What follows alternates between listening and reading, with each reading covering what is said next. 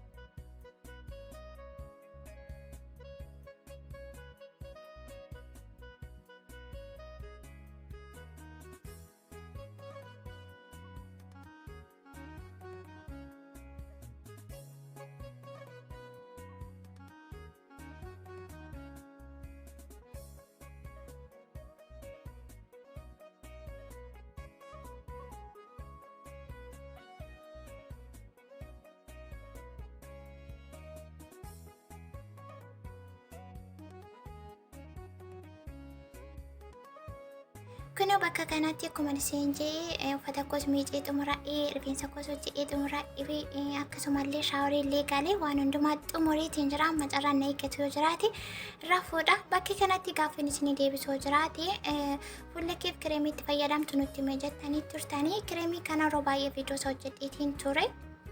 Kireemiin ani itti fayyadamu isa kanaa jechuudha. Maqaan kireemii kanaa peeling skin lotion jedhama. Peeling skin lotion.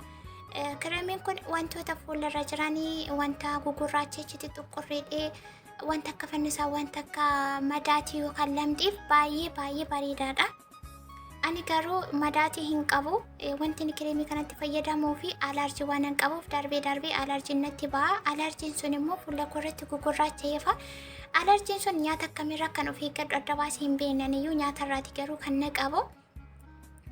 Nyaanni sun maal akka ta'e toon adda baasee beeke. Irraan of qusadheetii yaadaa fuulduratti immoo ittiin qoradha edituman kaayyuu qaba. Kanaafuu kireemii kana eessaati akkam bite ani suuqirraa miti kanan bite orderii bakkan godhe Amazon irraan orderii godhe akkasuma nuun irrallee jira order godhachuu dandeessu. Maqaan isaa peeling skin lotion jedhama. Kireemii baay'ee bareedaa fuula baay'ee tokko bareedaa ta'e yeroo hundumaa miti kanan fayyadamu yoo baay'eeti torbee keessatti yeroo lamayyuu fayyadamu darbeeti kanan fayyadamu jechuudha. Takka yookaan yeroo hundumaa kanan fayyadamu garuu vaaziliiniidha. Vaaziliiniin baay'ee tokko faayidaa akka qabu fuula bichaaf osoo hin taane wantoota jajala gugurraachanii jiranii akkasumallee nyaara bareechuudhaaf beebii heerii bareechuudhaaf fi hidhii goggoguu fi gugurraachorree qulqulleessuu fi sadarkaa tokkoffaarratti kan argamu vaaziliiniidhaan faayidaa isaa waan hin beekuu fi vaaziliinii kan baay'een jaalladha. Kanaaf maqaan kireemii kanaa warri barbaaddan warri rakkina fuulaa qabdaniif gaaffii akkasii na gaafattan peeling skin lotion jedhama. Yoo isin barbaachise Amazon irraati order godhachuutiin itti fayyadamuu dandeessu. Bakka isin hin galletti koomentii irratti yoo na barreessitan viidiyoo biraatiin deebi'eetiin dhufa. Viidiyoon irraa isin qabadhee dhufe kana fakkaata akka irraa barattan. Akkasumallee waan beektan irraa yaada keessan koomentii irratti akkanaa qoodan shakkii hin qabu. Bakkeen dogoggoree bakkeen daangaa darbe yoo jiraate asumarraan akka dhiifama naa gootaniin barbaada. Kunooti kireemichi kana fakkaata. Peeling skin lotion jedhama. Peeling skin lotion aga tokko akka isinitti mul'atuuf yaalii godheen ture garuu shinti beetii keessa waan hin jiruuf ibsaan baay'ee adii anumaanuu cirri